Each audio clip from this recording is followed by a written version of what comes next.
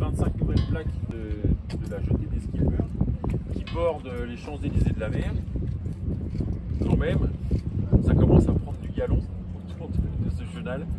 Et donc en fait l'idée était venue en 2016 pour mettre en place, faire un hommage en fait, aux skippers qui revenaient du Vendée Globe, qui faisaient le tour, qui revenaient à la maison. Donc voilà, aujourd'hui on a 113 plaques le long du chenal qui sont étalonnées en fait, il y a une échelle du temps qui permet de voir un peu l'évolution entre Jean-François Cos qui est ici tout près de nous et Armel Lecléache qui se trouve à 170 mètres d'ici. Parce que le temps de Jean-François Cos était 163 jours et Armel 74. Donc effectivement, il y a l'échelle de temps c'était très long. Et heureusement, on a une grande jetée qui nous permet de mettre la barge. Alors après, je ne sais pas comment vous allez faire, mais autour de 80 jours, ça serait bien d'espacer un peu, les gars. Parce qu'on va avoir des problèmes pour mettre tout le monde après. Mais en tout cas, voilà, c'est un hommage qu'on voulait rendre aux skippers, qu'il y ait des marques qui soient ici au sable pour marquer leur passage et leur départ et leur rentrée dans le chenal. Un pupitre avec une plaque qui récapitule ce que c'est que cette jetée des skippers. Et aussi une petite phrase de Jean-Luc que nous allons découvrir. Et une phrase de toi sur cette plaque. Ah bon? Ouais, je n'étais pas au courant. Donc, ce que je vous propose, messieurs, c'est de venir avec moi. Et on va tirer. Oui, Arnaud, viens. Arnaud, viens là. Norbert, mettez-vous. Ça y est, toi, un bout là. Je me pousse pas. Je prends un bout là. Attends, ouais, t'es sûr? Voilà. Norbert, Je prends un bout. Allez, on y va, on découvre la plaque. Voilà. Waouh! C'est joli. Hop, il est beau le chenal des Sables d'Olonne. Vue du ciel. Vue du ciel. Voilà.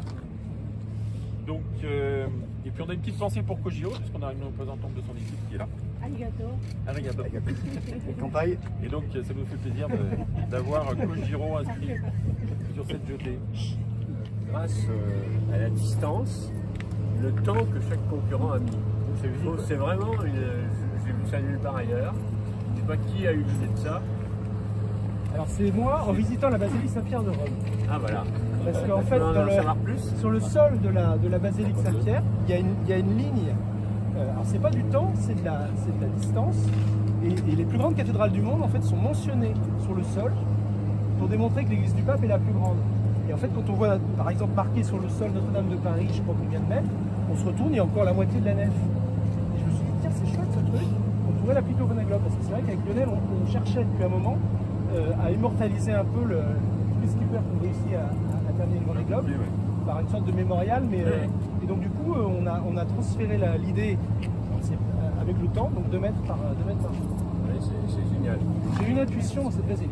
Et voilà. Une illumination. Oui, c'est ça. 113. 113. Quand on vient du Vendée Globe, c'est complètement inimaginable. Les premiers Vendée Globe, moi je me rappelle, le premier Vendée Globe, c'était incroyable, quoi. Le premier Vendée Globe, moi j'arrivais 3e, donc pour moi c'était nul. Et... Merci. Là, on n'était pas nombreux à arriver non plus. Hein. Ouais. Et on était que 7 à arriver. Ah oui, 7. Et donc, moi je partais pour essayer de gagner, je partais pas pour arriver 3e. Et donc, 3e, je dis qu'aux États-Unis, j'avais fait le BOC quand on avait 150 personnes à notre arrivée, on était content, quoi, hein, même quand tu gagnais. Ici, d'un seul coup, je me suis dit, mais je voyais l'acheter noir, je me dis, mais on dirait que c'est des gens. Voilà. Faut dire que je suis arrivé un dimanche après-midi au mois de mars avec un beau soleil et tout. J'avais réuni à peu près toutes les conditions idéales.